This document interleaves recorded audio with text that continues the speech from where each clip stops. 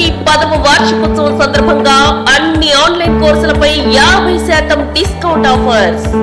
5,000 రూపాయల APSC group 2 full course ఇప్పుడు 2,500 రూపాయలు మాత్రమే. 6,000 రూపాయల టీఎస్పీఎస్సీ గ్రూప్ 2 ఫుల్ కోర్స్ ఇప్పుడు 3,000 రూపాయలు మాత్రమే. 4,200 రూపాయల ఏపీఎస్ఐ అండ్ కానిస్టేబుల్ ఇప్పుడు 2,200 రూపాయలు మాత్రమే. 4,999 రూపాయల టీఎస్ఎస్ఐ అండ్ కానిస్టేబుల్ కోర్స్ ఇప్పుడు 2,500 రూపాయలు మాత్రమే. ఇండివిజువల్ కోర్సులపై కూడా భారీ డిస్కౌంట్ ఆఫర్స్ కలవు. ఈ ఆఫర్ సెప్టెంబర్ 25 నుండి సెప్టెంబర్ 29 వరకు మాత్రమే. ఈ బంపర్ ఆఫర్ మిస్ చేసుకోకండి. లెజెండరీ ఫ్యాకల్టీ చే ఖచ్చితంగా జాబ్ సాధించే విధంగా రూపొందించబడిన ఆన్లైన్ క్లాసెస్. వెంటనే హరీష్ అకాడమీ యాప్ డౌన్లోడ్ చేసుకోండి, విజయం సాధించండి. Harish the best academy. Phone 8341116915. Hi friends, welcome to Harish academy. ఈరోజు వార్తలు నిలిచిన జాతీయ, అంతర్జాతీయ, రాష్ట్రీయ అంశాల గురించి, వార్తలు నిలిచిన వ్యక్తులు, అవార్డులు, పుస్తకాలు, మరి క్రీడా సంబంధిత సమాచారం, ఒక్కొక్క అంశాన్ని వివరంగా తెలుసుకుందాం. ఈరోజు ఫస్ట్ టాపిక్ వచ్చేసి వరల్డ్ గివింగ్ ఇండెక్స్ 2021 వార్తలు నిలిచింది. వరల్డ్ గివింగ్ ఇండెక్స్ 2021లో భారతదేశం యొక్క స్థానం ఎంత అంటారు? కమింగ్ కాంపిటేటివ్ ఎగ్జామినేషన్స్ లో 14th పొజిషన్, 14వ స్థానం అని గుర్తుంచుకోండి. ఈ నెంబర్ని గుర్తుంచుకోండి. పోటీ పరీక్షలకు ప్రిపేర్ అవుతున్న ప్రతి ఒక్క అభ్యర్థి ఖచ్చితంగా చదవాల్సిన కొన్ని అంశాల్లో వార్తల్లో నిలిచిన సూచీలు కూడా చాలా ఇంపార్టెంట్. ఏదైనా సూచీ వార్తలో నిలిచింది అంటే ఆ సూచీని విడుదల చేసే సంస్థ ఏంటి, ఆ సంస్థ యొక్క ప్రధాన కేంద్రం ఎక్కడ ఉంది, ఏ అంశాలను పరిగణలోకి తీసుకొని ఆ సూచీని విడుదల చేయడం జరిగింది, ఆ సూచీలో టాప్ ప్లేస్ లో నిలిచిన దేశాలేంటి, భారతదేశం యొక్క స్థానం ఎంత, ఈ పాయింట్స్ పైన ప్రత్యక్ష శ్రద్ధ చూపండి. ఇక్కడ వరల్డ్ గివింగ్ ఇండెక్స్ 2021 సంవత్సరానికి సంబంధించి కదా, ఇందులో భారతదేశం యొక్క స్థానం ఎంత అంటున్నాను? 14th position. మరి ఈ సూచీని విడుదల చేసి వార్తలు నిలిచిన ప్రముఖ సంస్థ ఏది అంటారు పోటీ పరీక్షల్లో?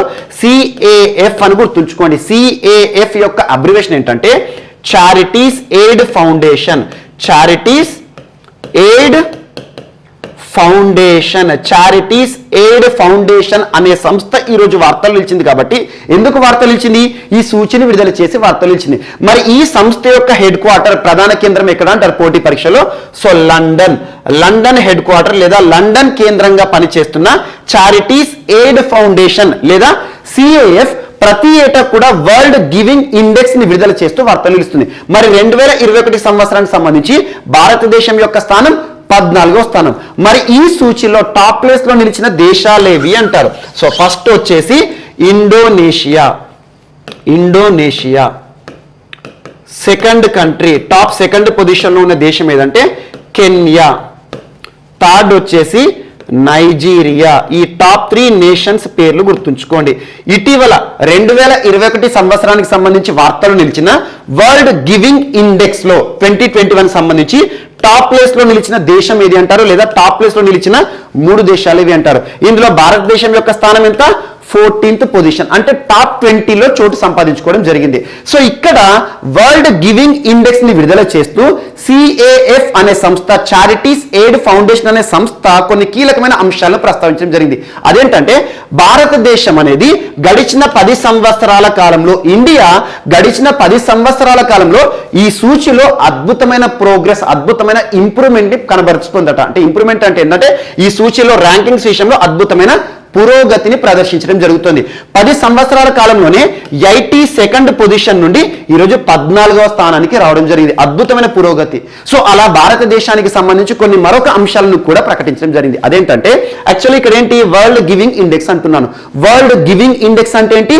చారిటీస్ కి సంబంధించి, సో దాతృత్వానికి సంబంధించి గడిచిన సంవత్సరంలో 2020 సంవత్సరంలో భారతదేశంలో ఈ COVID-19 కరోనా విపత్కర పరిస్థితుల కాలంలో ఆల్మోస్ట్ 61% ఆఫ్ ద ఇండియన్స్, 61% మంది భారతీయులు చాలా వరకు కూడా ఏదో ఒక చారిటీ చేశారంట ఈ కరోనా విపత్కర పరిస్థితుల కాలంలో. At the same time 36% people, 36% of the Indians money సాయం కూడా చేశారట స్ట్రేంజర్స్ కి. అంటే ఎవరైతే ఉంటారో రోడ్డు పైన ఈ లాక్డౌన్ విపత్కర పరిస్థితుల కాలంలో, కరోనా విపత్కర పరిస్థితుల కాలంలో అసలు ఆదాయమే లేని వారు ఎవరైతే ఉంటారో వారిని ఆదుకోవడానికి డబ్బుల సాయం కూడా చేయడం జరిగిందట.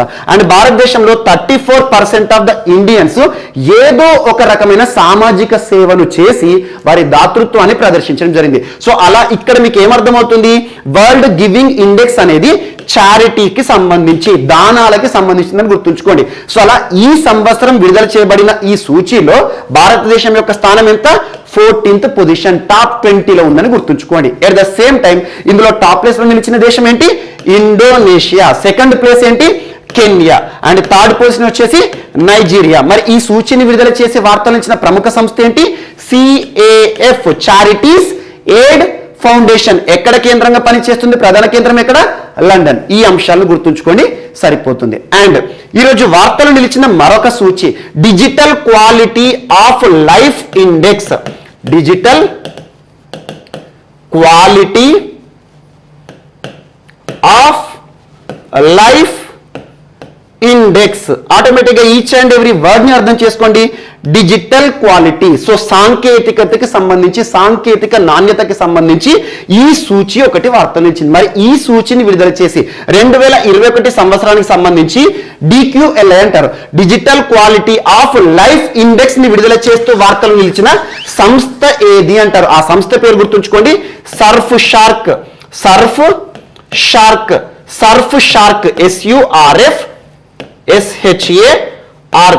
సర్ఫ్ షార్క్ అనేది ఒక సైబర్ సెక్యూరిటీకి సంబంధించిన సంస్థ, బ్రిటన్ కేంద్రంగా పనిచేస్తుంది, వర్జిన్ ఐలాండ్స్ లో ఉంది. సో సర్ఫ్ షార్క్ అనే సంస్థ ప్రతి ఏటా కూడా ఈ సూచిని విడుదల చేస్తుంది. ఏ సూచి, digital quality of life index. మరి ఈ సంవత్సరం 2021కి సంబంధించి విడుదల చేయబడిన సూచిలో భారతదేశం యొక్క స్థానం ఎంత అంటారు, 59th పొజిషన్. యాక్చువల్లీ ఇక్కడ లాస్ట్ ఇయర్ తో కంపేర్ చేస్తే 2 స్థానాలు భారతదేశం ఈ సూచిలో దిగజారడం జరిగింది. లాస్ట్ ఇయర్ 57th ప్లేస్ లో ఉండే, ఈ సంవత్సరం 59th పొజిషన్ లో నిలబడి వార్తలు నిలిచింది. ఎట్ ద సేమ్ టైం మరి ఈ సూచిలో టాప్ ప్లేస్ లో నిలిచిన దేశాలు ఏవి అంటారు. ఫస్ట్ వచ్చేసి Denmark. Denmark top, first country ఏంటి, సో డెన్మార్క్. అండ్ సెకండ్ వచ్చేసి south Korea, south Korea. Third వచ్చేసి ఫిన్లాండ్. ఈ టాప్ 3 నేషన్స్ గుర్తుంచుకోండి, లేదంటే టాప్ నేషన్ గుర్తుంచుకోండి. ఇటీవల 2021 సంవత్సరానికి సంబంధించి వార్తలో నిలిచిన digital quality of life index లో భారతదేశం యొక్క స్థానం ఎంత, 59th పొజిషన్. టాప్ ప్లేస్ లో నిలిచిన దేశం ఏంటి, డెన్మార్క్. మరి ఈ సూచిని విడుదల చేస్తూ వార్తలు నిలిచిన సంస్థ ఏంటి, సర్ఫ్ షార్క్ అనే సంస్థ, బ్రిటన్ కి సంబంధించిన ఒక సైబర్ సెక్యూరిటీ సంస్థ ఈ సూచిని విడుదల చేయడం జరుగుతుంది. అండ్ ఈ సూచిని అసలు ఏ అంశాలను పరిగణలోకి తీసుకొని విడుదల చేయడం జరుగుతుందో కొన్ని ఇంపార్టెంట్ గుర్తుంచుకోండి. ఒకటి, ఇంటర్నెట్ అఫోర్డబిలిటీ. ఇంటర్నెట్ అఫోర్డబిలిటీ అంటే ఏ దేశంలో ఇంటర్నెట్ సౌకర్యాలను ఏ రకంగా ప్రొవైడ్ చేయడం జరుగుతుంది, ఇంటర్నెట్ సౌకర్యాలు ఏ రకంగా అందుబాటులో ఉన్నాయి. అలా అందుబాటులో ఉన్న ఇంటర్నెట్ ఏ రకమైన నాణ్యతతో పనిచేస్తుంది, internet affordability, internet quality. So internet విషయంలో ఎంత నాణ్యతతో ఉంది, సో ఇంటర్నెట్ నాణ్యత అనేది కూడా ఒక అంశము. At the same time e governance. So e governance ప్రజలకి కావాల్సిన సదుపాయాలు కానివ్వండి, బెనిఫిట్స్ ని కానివ్వండి, ప్రభుత్వం ఏ రకంగా ఎలక్ట్రానిక్ మాధ్యమాల ద్వారా సరఫరా చేస్తుంది, ఇదొకటి ఈ గవర్నెన్స్ అనే అంశం. అండ్ ఈ సెక్యూరిటీ, ఈ security. At the same time ఈ ఇన్ఫ్రాస్ట్రక్చర్, ఈ అంటే electronic, electronic security, electronic infrastructure. And IQ అంటే ఇంటర్నెట్ క్వాలిటీ, ఇంటర్నెట్ అఫోర్డబిలిటీ. ఈ 5 అంశాలను పరిగణలోకి తీసుకొని ప్రతి ఏటా సర్ఫ్ షార్క్ అనే ఒక సంస్థ ఈ సూచిని విడుదల చేస్తుంది. ఎప్పుడైనా గుర్తుంచుకోండి, సూచి అంటే నేరుగా ఏదో ఒక అంశాన్ని మాత్రమే పరిగణలోకి తీసుకోరు, చాలా అంశాలు ఉంటాయి. అలా చాలా అంశాలను పరిగణలోకి తీసుకొని ఒక్కొక్కటి యావరేజ్ మీన్ చూస్తారన్నట్టు, అక్కడ ర్యాంకింగ్స్ ఇస్తారు దేశాలకు స్కోరింగ్ ఆధారంగా. మరి ఈ సూచిలో భారతదేశం యొక్క స్థానం ఎంత, 59th. Top place Denmark. విడుదల చేసిన సంస్థ సర్ఫ్ షార్క్. ఎక్కడ ఉంది, బ్రిటన్ కేంద్రంగా, వర్జిన్ ఐలాండ్స్ కేంద్రంగా పనిచేస్తున్న ఒక సైబర్ సెక్యూరిటీ సంస్థ. ఇక్కడ కన్ఫ్యూజ్ కాకండి, ఇక్కడ ఇటీవల కాలంలో ఇంక్లూజివ్ ఇంటర్నెట్ ఇండెక్స్ అనే ఒక అంశాన్ని చెప్పాను. Inclusive internet index, inclusive internet index వేరు, digital quality of life index వేరు. సో ఇంక్లూజివ్ ఇంటర్నెట్ ఇండెక్స్ లోనేమో భారతదేశం 49th పొజిషన్ లో ఉంది. అదే digital quality of life index లోనేమో భారతదేశం 59th పొజిషన్ లో ఉంది. అండ్ ఇటీవల కాలంలో చాలా సూచీల గురించి మనం డిస్కస్ చేసుకోవడం జరుగుతుంది. ఈ వారంలోనే గ్లోబల్ ఇన్నోవేషన్ ఇండెక్స్, సో నవకల్పనల సూచి అని చెప్పాను. గ్లోబల్ ఇన్నోవేషన్ ఇండెక్స్ ని ఎవరు విడుదల చేశారు, వైపో అనే ఒక సంస్థ, వరల్డ్ ఇంటెలెక్చువల్ ప్రాపర్టీస్ ఆర్గనైజేషన్ అని చెప్పేసి. అందులో భారతదేశం యొక్క స్థానం ఎంత అని చెప్పిన 46th, లాస్ట్ ఇయర్ 48 ఉండే. ఎట్ ద సేమ్ టైం ఇటీవల ఇంక్లూజివ్ ఇంటర్నెట్ ఇండెక్స్ లో భారతదేశం యొక్క స్థానము 49th. At the same time ఇటీవల వరల్డ్ ప్రెస్ ఫ్రీడమ్ ఇండెక్స్ లో భారతదేశం యొక్క స్థానం 142nd. అండ్ హెన్లీ పాస్పోర్ట్ ఇండెక్స్ లో ఈ సూచిలో భారతదేశం యొక్క స్థానం 84th. Chandler good government index ఇటీవల వార్తలు ఇచ్చిన చాండ్లర్ గుడ్ గవర్నమెంట్ ఇండెక్స్ లో భారతదేశం యొక్క స్థానం 49th. Global energy transition index లో భారతదేశం యొక్క స్థానం ఎంత? 87. సో అలా ఇటీవల కాలంలో వార్తలు ఇచ్చిన సూచీలు ఏవైతే ఉంటాయో వాటన్నిటి కూడా ఒక టేబులర్ ఫామ్ లో ఒక పట్టిక రూపంలో రాసుకొని అందులో ఎలా రాస్తారు? సూచీ పేరు రాయండి, ఏ సంస్థ విడుదల చేసింది, దాని యొక్క ప్రధాన కేంద్రం ఎక్కడ, భారతదేశం యొక్క స్థానం ఎంత, టాప్ ప్లేస్ లో నిలిచిన దేశాలేంటి, ఏ అంశాలను పరిగణలోకి తీసుకోవడం జరిగింది. సో ఇలా ఒక చార్ట్ రూపంలో ప్రిపేర్ అవుతే ఏంటంటే సులభంగా గుర్తుంటాయి. అలా వార్తల్లో ఏ సూచి కనిపించినా కూడా ఆ చార్ట్ లో కింద అప్డేట్ చేసుకుంటూ ఉండి సీరియల్ నెంబర్ లో, సో ఈజీగా గుర్తుంటాయి. సో అలా మనకి ఈ రోజు వార్తలు ఇచ్చిన 2 సూచీలు ఏంటి? ఫస్ట్ వచ్చేసి వరల్డ్ గివింగ్ ఇండెక్స్, దాతృత్వానికి సంబంధించి, చారిటీస్ కి సంబంధించి. అండ్ సెకండ్ సూచి వచ్చేసి digital quality of life index, మన జీవితంలో డిజిటల్ సాంకేతికత ఏ రకంగా ఉంది, ఏ రకమైన నాణ్యతమైన సాంకేతికతను పొందుతున్నాం అనే అంశాల విషయంలో ఈ సూచి అని గుర్తుంచుకోండి. అండ్ ఇటీవల కాలంలో వార్తలు వచ్చి కొన్ని సూచనలు మాత్రం చెప్పాను, మిగతావన్నిటిని కూడా మీరు లింక్ చేస్తూ చదవండి. అండ్ నెక్స్ట్ ఈరోజు మరొక అంశం, సో ఢిల్లీకి సంబంధించి. సో ఢిల్లీ ప్రభుత్వం ఈ సంవత్సరం కూడా ప్రతి ఏటలాగానే ప్రతి సంవత్సరం లాగే ఈ సంవత్సరం కూడా ఈ కార్యక్రమంతో వార్తలు ఇచ్చింది. లాస్ట్ ఇయర్ కూడా సేమ్ ఇదే టైంకి ఈ ప్రోగ్రామ్ చెప్పాను. ఆ ప్రోగ్రామ్ పేరు ఏంటంటే 10 హఫ్తే. 10 హఫ్తే అంటే 10 వీక్స్, 10 వారాలు. 10 హఫ్తే, హఫ్తే అంటే హిందీలో, మనకు తెలుగులో అర్థం ఏంటి? వారాలు. 10 బజే 10 గంటలకు, సో 10 గంటలు, 10 అవర్స్. అండ్ 10 మినిట్, 10 మినిట్ అంటే 10 నిమిషాలు. సో 10 వారాలు, 10 గంటలు, 10 నిమిషాలు. సో అలా ఒక ప్రత్యేకమైన అవగాహన కార్యక్రమాన్ని ఇటీవల ఏ రాష్ట్ర లేదా ఏ కేంద్ర పాలిత ప్రాంతం ప్రారంభించడం జరిగింది అంటారు. సో ఇక్కడ ఏంటి? ఢిల్లీ ప్రభుత్వాన్ని గుర్తుంచుకోండి. అరవింద్ కేజ్రీవాల్ గారు 10 హఫ్తే 10 బజెట్ 10 మినిట్ అనే ఒక ప్రోగ్రామ్ ని ప్రారంభిస్తూ ఢిల్లీలో ఇటీవల డెంగ్యూ వ్యాధి చాలా ప్రబలుతోంది. సో డెంగ్యూకి సంబంధించి ఇటీవల ఢిల్లీ తరచు వార్తలు ఇస్తుంది. ఢిల్లీకి సంబంధించి ఐఐటి ఢిల్లీ శాస్త్రవేత్తలు, Indian Institute of Technology Delhi శాస్త్రవేత్తలు సెర్స్ అనే ఒక టెక్నాలజీని ఏర్పాటు చేశారన్నాను. సెర్స్ అనే technology surface enhanced Raman spectroscopy, lighting Raman effect ఆధారంగా మానవుల్లో డెంగ్యూ వ్యాధిని నిర్ధారణ చేసే పరీక్ష, అది కూడా ఢిల్లీకి సంబంధించింది. సో ఢిల్లీకి సంబంధించి డెంగ్యూ వ్యాధిని గుర్తుంచుకోండి. సో ఢిల్లీ కేంద్రపాలిత ప్రాంతంలో ఇటీవల డెంగ్యూ కేసెస్ ఎక్కువగా నమోదవుతున్నాయి. అలాంటి పరిస్థితులను దృష్టిలో ఉంచుకొని డెంగ్యూ వ్యాధి పట్ల బారిన పడకుండా మనం ఎలాంటి అవగాహనతో ఉండాలి, ఏ రకంగా మనకు మనం సెల్ఫ్ ప్రొటెక్ట్ తీసుకోవాలి, సో మన పరిసరాలు ఏ రకంగా పరిశుభ్రంగా ఉండాలి, సో దోమలు కానివ్వండి, దోమలు లేని వాతావరణం ఏ రకంగా చేయాలి అని చెప్పేసి 10 హఫ్తే 10 బజెట్ 10 మినిట్ అనే ఒక ప్రత్యేక కార్యక్రమాన్ని ఎవరు ప్రారంభించారు? అరవింద్ కేజ్రీవాల్ గారు. ఇది ఒకటి ఇంపార్టెంట్. ఎవ్రీ ఇయర్ ఈ ప్రోగ్రామ్ వార్తలు నిలుస్తూ ఉంటుంది. లాస్ట్ టైం కూడా మనం డిస్కస్ చేశాము.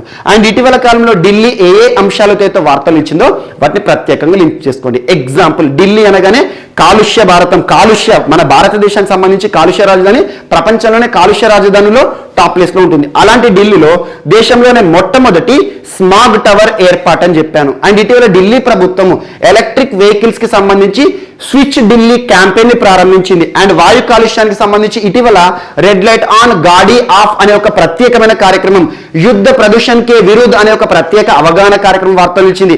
Even odd number system vehicle కి సంబంధించి వార్తలు ఇచ్చింది. అండ్ ఇటీవల కాలంలో ఢిల్లీ చుట్టుపక్కల రాష్ట్రాలన్నీ కూడా ఢిల్లీలో కాలుష్యానికి కారణమవుతుందని చెప్పేసి ఆ అంశం పైన అధ్యయనం చేయడానికి మదన్ బి లోకూర్ అనే ఒక ఏకసభ్య కమిటీని సుప్రీంకోర్టు వేయడం జరిగింది. ఆ తర్వాత తొలగించడం జరిగింది. ఇలాంటి అంశాలన్నిటి కూడా ప్రత్యేకంగా లింక్ చేస్తూ చదవండి. సో ఢిల్లీకి సంబంధించి ఇటీవల కాలంలో మనం చర్చించుకున్న అంశాలు, గవర్నర్ కి ఏ రకంగా, లెఫ్టినెంట్ గవర్నర్ కి ఏ రకంగా అధికారాలు పెంచారు, ఆ చట్టం ఏంటి, అవన్నీ కూడా లింక్ చేసుకోండి. అండ్ నెక్స్ట్ ఈరోజు మరొక అంశం, వార్తలు నిలిచిన ఒప్పందం. అదేంటంటే World Food Programme. World Food Programme last year Nobel పురస్కారం పొందింది. మనకి Nobel Peace Prize World Food Programme కి రావడం జరిగింది. సో వరల్డ్ ఫుడ్ ప్రోగ్రామ్ ఈ సంస్థ యొక్క హెడ్ క్వార్టర్ ఎక్కడ అంటే రోమ్ ఎక్కడ ఉంది? ఇటలీ కేంద్రంగా పనిచేస్తుంది. So World Food Programme and మన హైదరాబాద్ కేంద్రంగా పనిచేస్తున్న ఒక అంతర్జాతీయ సంస్థ ఇక్రిసాట్ హైదరాబాద్ లో ఉంటుంది. ఇక్రిసాట్ యాక్రోనిమ్ ఏంటి? సో ఐ అంటే international crops research institute for the semi arid tropics. International crops research institute, అంతర్జాతీయ వ్యవసాయ పంటల పరిశోధన సంస్థ అనొచ్చు. So international crops research institute for the semi arid tropics. ఈ రెండు సంస్థలు, ఈ రెండు అంతర్జాతీయ సంస్థల మధ్య ఒక ఒప్పందం కుదరడం జరిగింది. దేనికి సంబంధించి అంటే న్యూట్రిషన్ సెక్యూరిటీకి సంబంధించి, న్యూట్రిషన్ సెక్యూరిటీకి సంబంధించి అండ్ ఆహార భద్రతకి సంబంధించి ఎలాంటి ప్రమాణాలను పాటించాలి, ఏ రకమైన స్టాండర్డ్స్ని పాటించాలి. సో ఈ ప్రాంతం సబ్ సహారా ప్రాంతం కానివ్వండి, ఆకలితో అలమటించే ప్రాంతాల్లో ఆహార భద్రత విషయంలో ఎలాంటి పరిశోధనలను ముందుకు తీసుకెళ్లాలి అని చెప్పేసి రెండు కూడా ఆహారానికి సంబంధించిన సంస్థలే కదా. ఒకటేమో వ్యవసాయానికి సంబంధించింది, ఒకటి ఆహారానికి సంబంధించింది. వీటి మధ్య కుదిరిన ఒక ఒప్పందం వార్తలు వచ్చింది. జస్ట్ గుర్తుంచుకోండి దేనికి సంబంధించి ఉద్దేశం ఏంటి, ఎంబ్రోయో న్యూట్రిషన్ సెక్యూరిటీ. సో పోషణకి సంబంధించిన భద్రత అనే అంశం గుర్తుంచుకోండి. అండ్ ఇటీవల ఇక్రిసాట్ తరచూ వార్తలు ఇస్తుంది. లాస్ట్ టైం ఇక్రిసాట్ పొందిన ఒక ప్రతిష్టాత్మక పురస్కారం ఫుడ్ ప్రైజ్ అన్న సబ్ సహారా ప్రాంతంలో ఆహార భద్రత విషయంలో వారు చేస్తున్న కృషిని గుర్తించి ఒక ఫుడ్ ప్రైజ్ ని కూడా స్వీకరించడం జరిగింది. అండ్ నెక్స్ట్ ఈరోజు మరొక అంశం. సో రక్షణ మంత్రిత్వ శాఖ, రాజ్నాథ్ సింగ్ గారు ప్రస్తుతం రక్షణ శాఖ మంత్రి ఎవరు, రాజ్నాథ్ సింగ్ గారు. సో మినిస్ట్రీ ఆఫ్ డిఫెన్స్ వారు 7,523 కోట్ల రూపాయలను విడుదల చేయడం జరిగింది. ఏ సంస్థకి ఇచ్చారంటే heavy vehicle factory, heavy vehicle factory ఈ సంస్థను గుర్తుంచుకోండి. హెవీ వెహికల్ ఫ్యాక్టరీ అనేది చెన్నై కేంద్రంగా పనిచేస్తుంది. సో చెన్నై కేంద్రంగా పనిచేస్తున్న హెవీ వెహికల్ ఫ్యాక్టరీకి మినిస్ట్రీ ఆఫ్ డిఫెన్స్ వారు 7,500 కోట్లను గుర్తుంచుకోండి, 7,523 కోట్ల రూపాయల నిధులను ఇవ్వడం జరిగింది. ఎందుకోసం అంటే 118 యుద్ధ ట్యాంకులను తయారు చేయడానికి. యుద్ధ ట్యాంకులు అంటున్నాను, MBT. So main battle tank అంటాం. ఎంబీటీ అంటే ఏంటంటే main battle tank. Battle tank అంటే ఏంటంటే యుద్ధ ట్యాంకులు అంటాం కదా, మనకు యుద్ధ సమయంలో ఉపయోగపడేవి ఇవే. సో యుద్ధ ట్యాంకులు. సో అలా ఈ యుద్ధ ట్యాంకుల్లో కూడా చాలా వరకు కూడా ఇటీవల కాలంలో అధునాతనమైనవి చూస్తున్నాం. అలాంటి ఒక అధునాతన యుద్ధ ట్యాంకే MBT, main battle tank Arjun MK1A. ఈ పేరు గుర్తుంచుకోండి, ఎంబీటీ అర్జున్ MK1A. ఎంబీటీ అంటే main battle tank Arjun MK1A అనే ఒక యుద్ధ ట్యాంకులు. ఎన్ని? 118 యుద్ధ ట్యాంకులు. ఎవరు తయారు చేస్తారు? Heavy vehicle factory. ఎక్కడ ఉంది? చెన్నై. దీనికి ఏ మంత్రిత్వ శాఖ వారు ప్రత్యేకంగా నిధులను విడుదల చేశారో? మనకి మినిస్ట్రీ ఆఫ్ డిఫెన్స్. సో రానున్న రోజుల్లో మనకి దేశ భద్రత విషయంలో అధునాతనమైన ఆయుధాలను మనకు మేక్ ఇన్ ఇండియాలో భాగంగా మన స్వదేశీ సంస్థ తయారు చేయబోతున్న ఒక యుద్ధ ట్యాంకులని ఈరోజు ప్రత్యేకంగా ప్రకటించడం జరిగింది. And combat vehicle research development and engineering అనే ఒక సంస్థ ఉంటుంది. Combat vehicle research and development engineering అనే సంస్థ DRDO వారితో కలిసి 2010-2012 సంవత్సరంలోనే ఈ యుద్ధ ట్యాంకులను తయారు చేసింది. సో ఈ యుద్ధ ట్యాంకులను తయారు చేసింది ఎవరంటే combat vehicle research development engineering 2010 సంవత్సరంలో. వారి నుండి టెక్నాలజీ ఎవరికి ఇచ్చారు?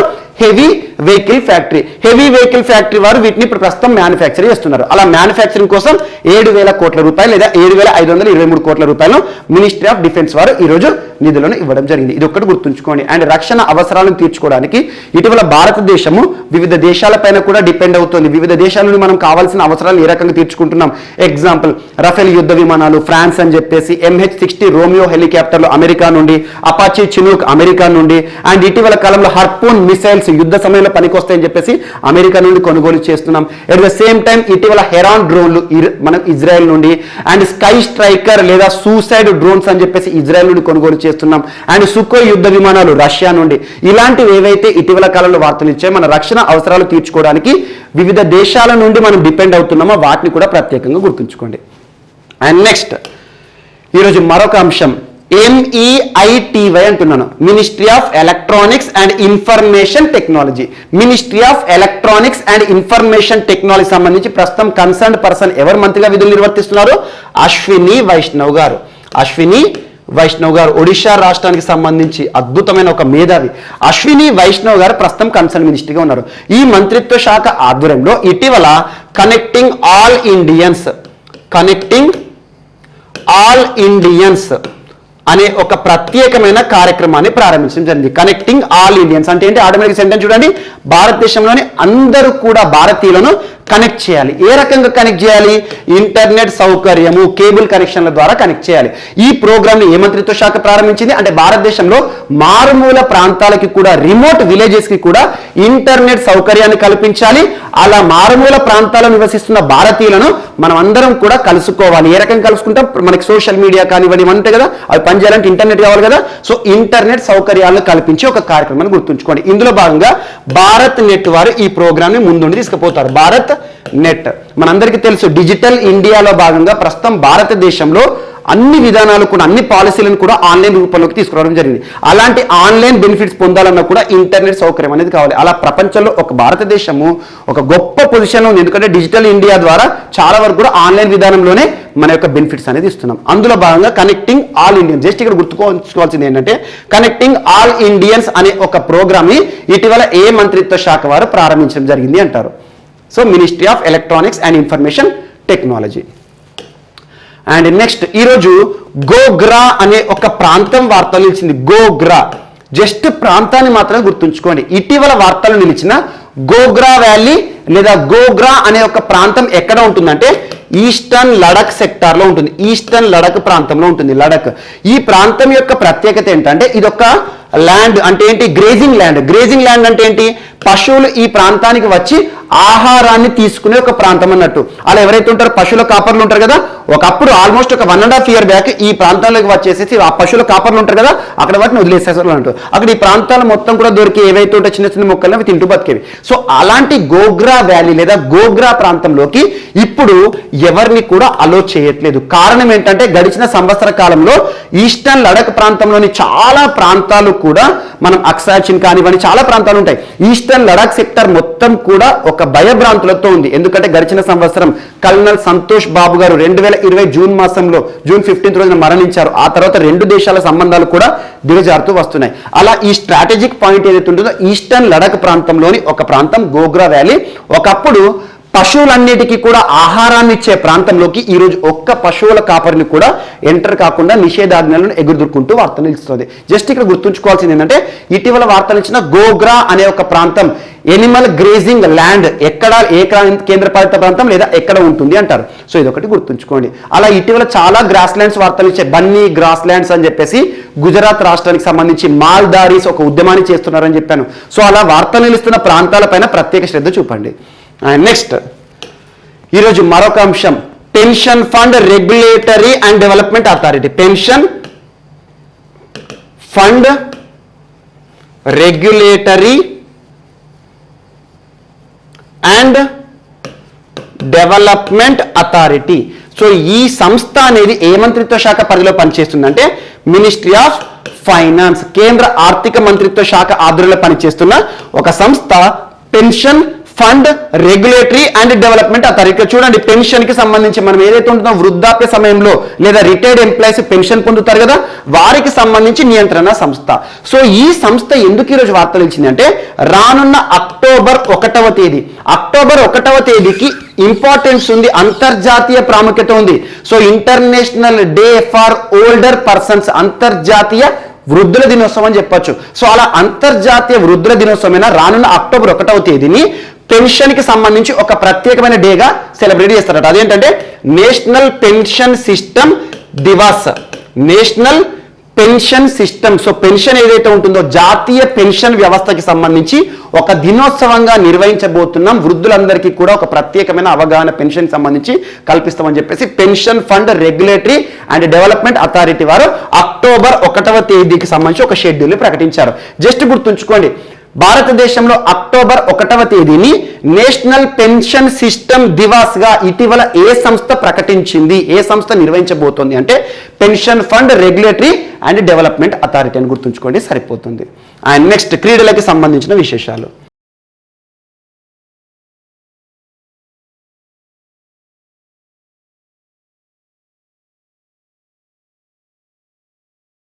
సో ఈరోజు మన నెక్స్ట్ టాపిక్ వచ్చేసి క్రీడలకి సంబంధించిన విశేషాలు. సో క్రీడలకి సంబంధించి ICC T20 men's world cup ఈరోజు వార్తలు నిలిచింది. ICC T20 men's world Cup అంటున్నాను. ఐసీసీ అంటే ఏంటి? అబ్రివేషన్ ఇంటర్నేషనల్ క్రికెట్ కౌన్సిల్, అంతర్జాతీయ క్రికెట్ మండలి. సో ఐసీసీ ఈవెంట్స్ చాలా ప్రతిష్టాత్మకమైనవి క్రికెట్ కి సంబంధించి. అలాంటి ఐసీసీ ఈవెంట్ ఒక వరల్డ్ కప్ T20కి సంబంధించి ఈ సంవత్సరం ఎక్కడ ప్రారంభం కానుంది? వేదిక ఏంటి? UAE, United Arab Emirates. At the same time Oman, UAE Oman వేదికగా ఏ దేశం ఆతిథ్యంలో ప్రారంభం కానుంది? ఇండియా ఆతిథ్యంలో. గుర్తుంచుకోండి. So ICC T20 world cup 2021 కి సంబంధించి ఆతిథ్యం ఇవ్వబోతున్న దేశం ఏంటి? ఇండియా. ఎక్కడ వేదికగా ప్రారంభం కానుంది? UAE, Oman. సో ఇలాంటి ఐసీసీ ఈవెంట్ వరల్డ్ కప్ ఎప్పుడు ప్రారంభం కానుంది? అక్టోబర్ 17, 2021 అంటే రానున్న మాసంలో ప్రారంభం కానుంది. అలాంటి ICC T20 men's world cup కి సంబంధించి ఈరోజు ఒక థీమ్ సాంగ్ వార్తలు నిలిచింది. Theme song. ఈ థీమ్ సాంగ్ ని ఐసీసీ ఇటీవల విడుదల చేయడం జరిగింది. ఆ థీమ్ సాంగ్ గుర్తుంచుకోండి. అదేంటంటే live the game comma love the game. ఇది ICC T20 men's world cup కి సంబంధించి థీమ్ సాంగ్. దీన్ని ఎవరు విడుదల చేశారు? ICC international cricket council. మరి ఈ సాంగ్ ని ఎవరు స్వరకల్పన చేశారు? ఎవరు మ్యూజిక్ కంపోజ్ చేశారు? అసలు మ్యూజిక్ డైరెక్టర్ ఎవరు అంటే అమిత్ త్రివేది అని గుర్తుంచుకోండి. సో అమిత్ త్రివేది ప్రముఖ మ్యూజిక్ డైరెక్టర్, బాలీవుడ్ దిగ్గజం. సో అమిత్ త్రివేది గారు మన భారతీయుడు కంపోజ్ చేసిన ఒక song ICC T20 men's world cup కి సంబంధించి ఈరోజు అధికారిక థీమ్ సాంగ్ గా వార్తలు ఇచ్చింది. సో ఐసీసీ T20 వరల్డ్ కప్పే కాదు, వరల్డ్ కప్ లకి సంబంధించి ఏదైనా ఒక ప్రశ్న అడుగుతారు. అలా రానున్న అక్టోబర్ మాసంలో ప్రారంభం కానున్న ఐసీసీ T20 వరల్డ్ కప్ ఎవరి ఆతిథ్యంలో? మన ఇండియా ఆతిథ్యంలో. ఎక్కడ జరుగుతోంది? ఇండియాలో జరగట్లేదు. సో యుఏఈ, ఒమన్ వేదికగా ప్రారంభం కానుంది. అలాంటి అక్టోబర్ 17న ప్రారంభం కానున్న ICC T20 men's world cup కి సంబంధించి థీమ్ సాంగ్ గా ఇటీవల ఐసీసీ ఏ సాంగ్ ని ఆవిష్కరించడం జరిగిందంటే live the game, love the game. మరి ఈ సాంగ్ కి మ్యూజిక్ డైరెక్టర్, ఈ సాంగ్ ని ఎవరు రూపకల్పన చేశారో? సో అమిత్ త్రివేది, బాలీవుడ్ దిగ్గజం అని గుర్తుంచుకోండి. ఇది సరిపోతుంది. అండ్ ఐసీసీ ఈ మెగా ఈవెంట్ ప్రారంభమైన తర్వాత దీని యొక్క విశేషాలు ఏంటి, రికార్డ్స్ ఏంటి, అవన్నీ కూడా మనం చూస్తూ ఉంటాం. అండ్ నెక్స్ట్ ఈరోజు మరొక ప్రపంచ కప్ వార్తలు ఇచ్చింది. జూనియర్ హాకీ ప్రపంచ cup, junior hockey world cup. పోటీ పరీక్షలకు ప్రిపేర్ అవుతున్న అభ్యర్థులు ఒక చిన్న పాయింట్ గుర్తుంచుకోండి. రానున్న పోటీ పరీక్షలో హాకీ వరల్డ్ కప్ కి వేదిక అనే ఒక ప్రశ్న గనక మీకు ప్రశ్న పత్రంలో కనిపించిందంటే blindly you can follow Odisha is the answer. So Odisha అని గుర్తుంచుకోండి. ఇక్కడ జూనియర్ హాకీ వరల్డ్ కప్ ఈ సంవత్సరానికి సంబంధించి ఆతిథ్యం ఇవ్వనున్న దేశం ఏంటి? ఇండియా. మరి ఇండియాలో ఏ రాష్ట్రానికి సంబంధించి అంటే ఒడిషా రాష్ట్రంలో ఈ వరల్డ్ కప్ అనేది ప్రారంభం కానుంది. ఎప్పటి నుండి ప్రారంభం కానుంది అంటే 24 నవంబర్ నుండి డిసెంబర్ 5వ తేదీ మధ్య ప్రారంభం కానున్న జరగనున్న జూనియర్ హాకీ వరల్డ్ కప్ వేదిక ఏంటి? రాష్ట్రం ఏంటి? ఒడిషా. ఒడిషా రాష్ట్రానికి సంబంధించి భువనేశ్వర్ ఉంది కదా క్యాపిటల్. సో భువనేశ్వర్ సిటీ ఏదైతే ఉంటుందో అక్కడ ఉన్న కళింగ అనే ఒక స్టేడియం వేదికగా ఒక వరల్డ్ కప్ ఈవెంట్ జరగబోతోంది. సో ఇక్కడ గుర్తుంచుకోవాల్సింది ఏంటంటే జూనియర్ హాకీ వరల్డ్ కప్ 2021 కదా ఈ సంవత్సరానికి సంబంధించి ఆతిథ్యం ఇవ్వబోతున్న దేశం ఏంటి? భారతదేశం. సో భారతదేశంలో ఏ రాష్ట్రము? ఒడిషా రాష్ట్రం. ఇక్కడ ఇంకొక పాయింట్, ఇటీవల ఒడిషా రాష్ట్రం తరచూ వార్తలు నిలుస్తుంది. ముఖ్యంగా హాకీ క్రీడకి సంబంధించి భారత హాకీ జట్టుకు కమింగ్ 10 ఇయర్స్, నెక్స్ట్ 10 ఇయర్స్ ని కూడా స్పాన్సర్ గా వహించబోతుంది. ఇప్పటికే లాస్ట్ 10 ఇయర్స్ నుండి భారత హాకీ జట్టుకు స్పాన్సర్ గా ఉన్న ఒడిషా రాష్ట్ర ప్రభుత్వం నెక్స్ట్ 10 ఇయర్స్ 2031, 2032 వరకు కూడా స్పాన్సర్ గా ఉండబోతుంది. స్పాన్సర్ అంటే ఏం లేదు, హాకీ జట్టు క్రీడాకారులు ఉంటారు కదా, భారత హాకీ జట్టు క్రీడాకారులు ఉంటారు కదా, వారికి కావాల్సిన జెర్సీలు కానివ్వండి, వారికి అయ్యే మైదానాలకు సంబంధించిన ఖర్చులు కానివ్వండి, షూస్ కానివ్వండి, హాకీ క్రీడ నిర్వహణకు సంబంధించి టోటల్ ఖర్చు ఏ రాష్ట్రం పెడుతుంది? మనకి ఒడిషా రాష్ట్రం. అలాంటి ఒడిషా రాష్ట్రము world cup, junior hockey world cup కి వేదిక కాబోతోంది నవంబర్ మాసంలో.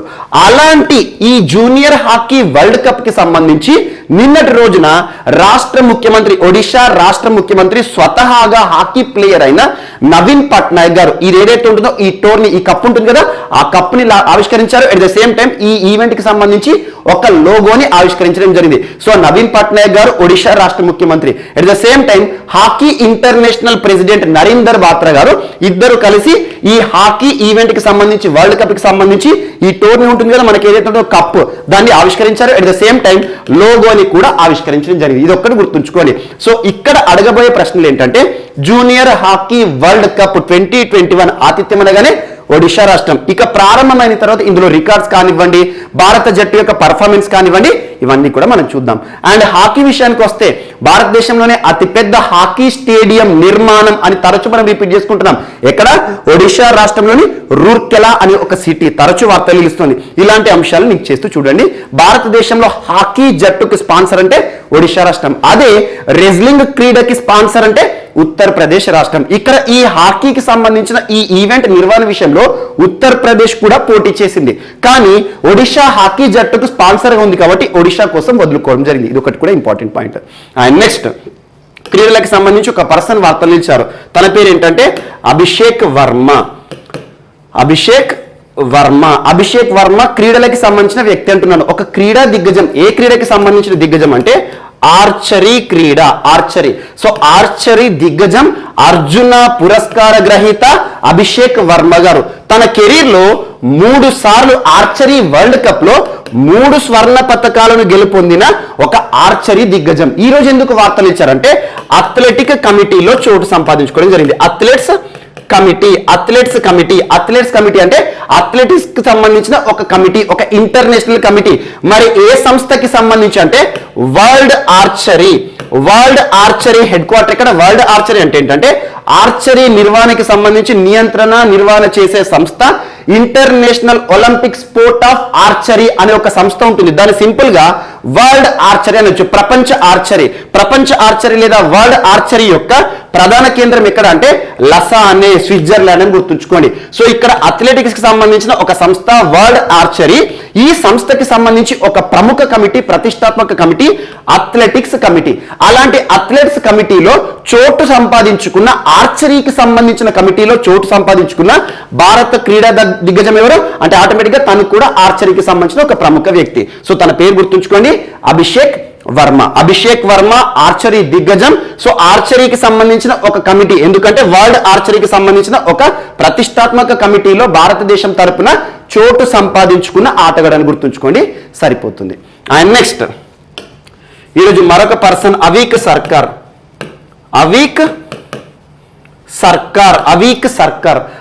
సర్కార్ గారు ప్రస్తుతం ప్రెస్ ట్రస్ట్ ఆఫ్ ఇండియా, భారతదేశంలో ప్రెస్ ట్రస్ట్ ఆఫ్ ఇండియా అనే సంస్థ న్యూఢిల్లీ కేంద్రంగా పనిచేస్తుంది. 1947లోనే ఏర్పాటు కావడం జరిగింది.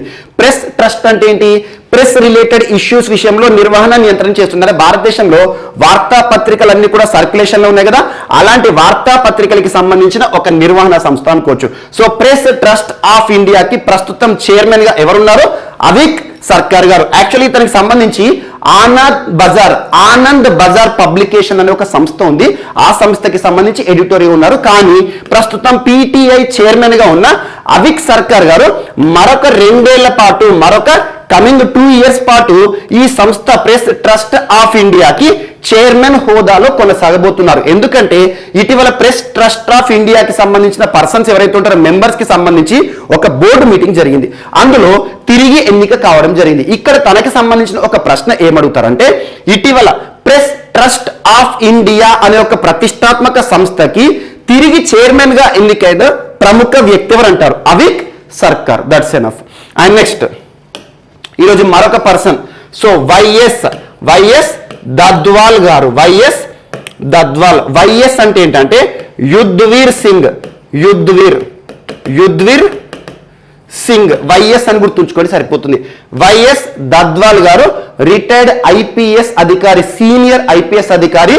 ఢిల్లీకి సంబంధించి ఢిల్లీ మాజీ కమిషనర్.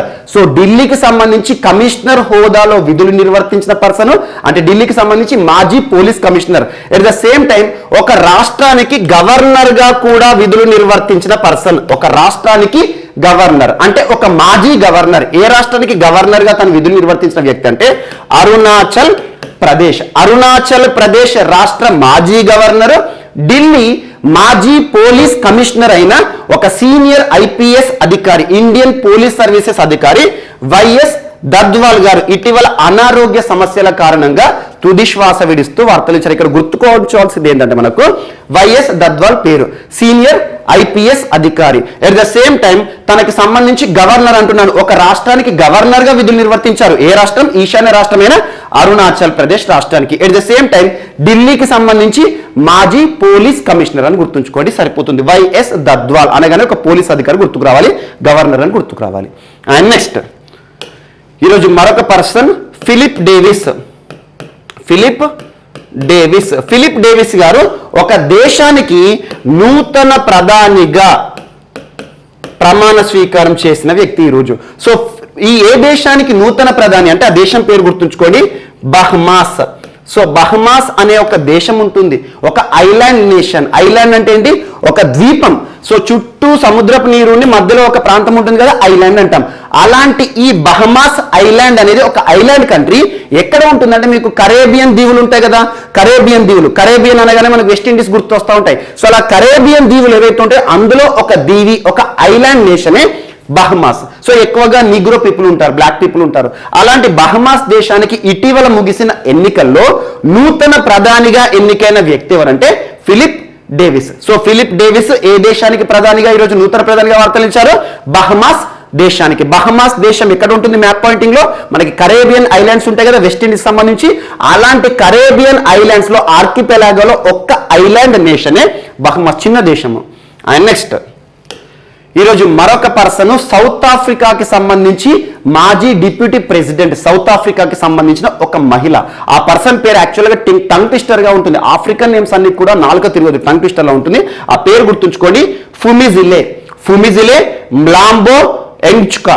సో ఫ్లూమిజిలే మ్లాంబో ఎంగ్చుకా అనే ఒక పర్సన్ ఇటీవల వార్తలు ఇచ్చారు. ఏ దేశానికి సంబంధించిన పర్సన్ అంటే సౌత్ ఆఫ్రికా, దక్షిణ ఆఫ్రికా. సో ఎందుకు ఈరోజు వార్తలు ఇచ్చారు అంటే యాక్చువల్ గా తను చాలా అంతర్జాతీయ సంస్థలకి సంబంధించి ప్రతిష్టాత్మక గుర్తింపు పొందారు. అంతర్జాతీయ సంస్థలు అంటున్నాను, యుఎన్ విమెన్ అనే ఒక సంస్థ ఉంటుంది మహిళలకు సంబంధించి, United nations women, UN women కి సంబంధించి ఒక హెడ్ హోదాలో విధులు నిర్వర్తించిన పర్సన్. అలాంటి ఫ్లూమిజిలే మ్లాంబో ఎంగ్సుకా అనే ఒక person former United Nations under secretary గాను and general and executive director of UN women కి సంబంధించి ఎగ్జిక్యూటివ్ డైరెక్టర్ గా విధులు నిర్వర్తించారు and former United Nations under సెక్రటరీగా విధులు నిర్వర్తించిన పర్సన్ ఈ రోజు ఒక ప్రతిష్టాత్మక పురస్కార గ్రహీతగా వార్తలు ఇచ్చారు. ఆ పురస్కారం పేరేంటంటే గ్లోబల్ గోల్ కీపర్. ఇటీవల 2021 సంవత్సరానికి సంబంధించి గ్లోబల్ గోల్ కీపర్ పురస్కార గ్రహీతగా వార్తలు ఇచ్చిన ప్రముఖ మహిళ ఎవరు అంటే ఈ పేరు గుర్తుంచుకోండి. సో ఫుమిజిలే మ్లాంబో ఎంగ్సుకా. సో ఈ పర్సన్ సౌత్ ఆఫ్రికాకి సంబంధించిన యుఎన్ విమెన్ విషయంలో అండ్ యుఎన్ కి సంబంధించి చాలా కీలక హోదాల్లో విధులు నిర్వర్తించిన పర్సన్. మరి ఎందుకు ఈ పురస్కారాన్ని పొందడం జరిగింది అంటే సస్టైనబుల్ డెవలప్మెంట్ గోల్స్ కి సంబంధించి ఇటీవల ఎస్డిజి గోల్స్ కి సంబంధించి చాలా పురస్కారాలు మనం చూస్తున్నాం. నిన్నటి క్లాస్ లో కూడా చూడండి, షేక్ హసీనా మనకు బంగ్లాదేశ్ కి సంబంధించి ప్రస్తుత ప్రధాని షేక్ హసీనా గారు ఎస్డిజి ప్రోగ్రెస్ అవార్డుని గెలుపొందడం జరిగింది సస్టైనబుల్ డెవలప్మెంట్ సొల్యూషన్స్ నెట్వర్క్ నుండి. At the same time Bangladesh కి సంబంధించిన ఒక యువతి కూడా వార్తలు ఇచ్చారు. ఎస్డిజికి సంబంధించిన ఒక పురస్కారము చేంజ్ మేకర్ అనే ఒక పురస్కార గ్రహీతగా ఫైరూజ్ ఫైజా బీతర్ అని చెప్పాను. సో అలాంటి ఒక పురస్కారమే గ్లోబల్ గోల్ కీపర్ అవార్డు. ఈ పురస్కారాన్ని ప్రదానం చేసే సంస్థ ఏదంటే ఇక్కడ bill and Melinda gates foundation అని గుర్తుంచుకోండి. So bill and Melinda gates foundation నిన్నటి క్లాస్ లోనేమో చేంజ్ మేకర్ పురస్కారాన్ని ఇచ్చారు. ఇక్కడ బంగ్లాదేశ్ కి సంబంధించి ఫైరోజ్ ఫైజా బీతర్ అని చెప్పేసి, ఈ రోజేమో ఫుమిజిలే అనే ఒక మహిళకు bill and Melinda gates foundation global goal keeper అనే ఒక పురస్కారాన్ని ఇచ్చి సత్కరించడం జరిగింది. ఎందుకంటే SDG sustainable development goals target ఏంటి? 2030 సంవత్సరం. ప్రపంచమంతా కూడా 2015 సంవత్సరం నుండి మొదలు పెడితే 2030ని టార్గెట్ గా నిర్దేశించుకొని అప్పటి వరకు సాధించాల్సిన లక్ష్యాలు, సుస్థిరాభివృద్ధి లక్ష్యాలు 17 లక్ష్యాలు ఉంటాయి కదా, పావర్టీ ఎరాడికేషన్, లిటరసీని పెంచడం, అలాంటి విషయాల్లో ఎస్డిజి గోల్స్ సాధించడంలో కీలక పాత్ర పోషిస్తున్న మహిళలకు కానివ్వండి, ఎవరికైనా కూడా వ్యక్తులకి కానివ్వండి ఈ పురస్కారాన్ని ఇచ్చి సత్కరించడం జరుగుతుంది. అలాంటి గ్లోబల్ గోల్ కీపర్ పురస్కార గ్రహీత పేరు గుర్తుంచుకోండి, bill and Melinda gates foundation ప్రదానం చేసే పురస్కారం. ఈ మహిళ ఎవరైతే ఉన్నారో సౌత్ ఆఫ్రికాకి సంబంధించి మాజీ దేశాధినేత అని గుర్తుంచుకోండి, యాక్చువల్గా deputy president of south Africa. And next ఈరోజు వార్తలు నిలిచిన పుస్తకం పేరు ఏంటంటే చేతన్ భగత్ గారు రాసిన ఒక పుస్తకం 400 డేస్ 400 రోజులు అనే ఒక పుస్తకం. ట్రాన్స్లేట్ చేయకండి, 400 డేస్ అనే ఒక పుస్తకం ఇటీవల వార్తలు ఇచ్చింది. యాక్చువల్గా ఈ పుస్తకాన్ని విడుదల చేయడం లేదు, ఇప్పుడే విడుదల చేయలేదు. సో రానున్న రోజుల్లో కమింగ్ డేస్లో విడుదల చేస్తామని చెప్పేసి దీనికి సంబంధించిన కవర్ పేజీని, దీనికి సంబంధించిన కొన్ని ఇంపార్టెంట్ పాయింట్స్ని రిలీజ్ చేశారు. ఈ పుస్తకం యొక్క ఆథర్ ప్రముఖ ఆథరు, ఆ పర్సన్ పేరు గుర్తుంచుకోండి, చేతన్ భగత్ గారు చాలా గొప్ప నవలలు రాశారు. చేతన్ భగత్ నవలలు అంటే చాలా మందికి కూడా ఇష్టం ఉంటుంది, అమితంగా ఇష్టపడతారు. ఎగ్జాంపుల్ లవ్ స్టోరీల పైన కానివ్వండి, అఫెక్షన్స్ పైన కానివ్వండి. సో ఇలాంటి కథలు రాయడంలో ఒక దిట్ట. తను రాసిన హాఫ్ గర్ల్ ఫ్రెండ్ చాలా సక్సెస్ అయిపోయింది. అలాంటి చాలా పుస్తకాలు ఉన్నాయి. అలాంటి చేతన్ భగత్ గారు రాసిన ఒక కొత్త పుస్తకం త్వరలో మార్కెట్ రాబోతుంది. ఆ పుస్తకం పేరేంటి? 400 days. Love, affection, mother's achievement కానివ్వండి, ఇలాంటి అన్ని అంశాలను ఇతివృత్తంగా చేసుకొని సో ఒక గొప్ప పుస్తకాన్ని తీసుకురాబోతున్నాను, గుర్తుంచుకోండి. జస్ట్ ఈ ఆథర్ పేరు గుర్తుంచుకోండి, 400 డేస్ అనే పుస్తకం పేరు గుర్తుంచుకోండి, సరిపోతుంది. అండ్ నెక్స్ట్ ఈరోజు వార్తలు నిలిచిన మరొక పుస్తకం. యాక్చువల్గా ఇది audio version book, audio book అని గుర్తుంచుకోండి. ఆడియో బుక్ అంటే ఏంటంటే ఇది చదవడానికి వీలయ్యే పుస్తకం కాదు, వినడానికి వీలయ్యే పుస్తకం, ఆడియో బుక్. ఈ పుస్తకం యొక్క పేరేంటంటే జంగిల్ నామా. ఈ జంగిల్ నామా అనే ఒక పుస్తకం యొక్క రచయిత ఇంపార్టెంట్. ఆ రచయిత ఎవరంటే అమితావ్ ఘోష్ జ్ఞానపీఠ పురస్కార గ్రహీత, జ్ఞానపీఠ్ అవార్డీ అమితావ్ ఘోష్ గారు రాసిన కొత్త పుస్తకమే జంగిల్ నామా ఆడియో పుస్తకం. ఇందులో ఆడియో ఈ ఏదంటే మ్యూజిక్ కానివ్వండి, వాయిస్ ఓవర్ ఇచ్చిన పర్సన్ ఎవరంటే అనిల్ సేత్ అని ఒక పర్సన్. సో అలీ సేత్ ఆ పర్సన్ పేరు అవసరం లేదు. కాకపోతే ఈ పుస్తకం యొక్క ఆథర్ గుర్తుంచుకోండి, అమితావ్ ఘోష్ జ్ఞానపీఠ పురస్కార గ్రహీత. తను రాసిన జంగిల్ నామా పుస్తకం యొక్క ఇతివృత్తం నేపథ్యం ఏంటంటే సుందర్బన్ అడవులు ఉంటాయి కదా, సుందర్బన్స్ మనకి ఏదైతే ఉందో బంగాళాఖాతము అండ్ వెస్ట్ బెంగాల్ సైడ్ ఉంటాయి కదా సుందర్బన్. సో సుందర్బన్ ప్రాంతాల్లో పులులకి సంబంధించి కానివ్వండి, సుందర్బన్ వన్యప్రాణులకు సంబంధించి అక్కడ ఉండే జంతువులకు సంబంధించిన అంశాలను ఇతివృత్తంగా చేసుకొని జంగిల్కి సంబంధించిన ఒక పుస్తకం. సో జంగిల్ నేపథ్యంలో ఏ జంగిల్? సుందర్బన్ అనే ఒక ప్రాంతం ఏదైతే ఉంటుందో ఆ ప్రాంతంలోని కొన్ని ఈవెంట్స్ ని ఆధారంగా తీసుకొని రాయబడిన పుస్తకం. ఈ పుస్తకానికి అద్భుతమైన ఇల్లుస్ట్రేషన్స్ అంటే ఏంటి, ఇమేజెస్ కానివ్వండి, కవర్ పేజ్ కానివ్వండి, ఆ ఆడియో సీడీలో ఉంటుందా దానిపైన అద్భుతమైన చిత్రాలను ఇచ్చిన వారు ఎవరంటే సల్మాన్ తూర్ అనే ఒక పర్సన్. గుర్తుంచుకోండి. జస్ట్ ఈ పర్సన్ కూడా మనకు అవసరం లేదు, జస్ట్ గుర్తుంచుకోవాల్సింది ఏంటంటే జంగిల్ నామా అనేది ఒక ఆడియో బుక్. ఆ ఆడియో బుక్ ని రాసిన పర్సన్ పేరు అమితావ్ ఘోష్. ఈ పుస్తకం యొక్క నేపథ్యం సుందర్బన్స్. That's it. సో ఇవి ఈరోజు వార్తలు నిలిచిన అంశాలు. మిస్లేనియస్ అంశాలు ఏమైనా మిగిలిపోతే మాత్రం రేపటి క్లాస్లో యాడ్ చేసుకుని నేర్చుకుందాం. రేపు కలుద్దాం. Thank you.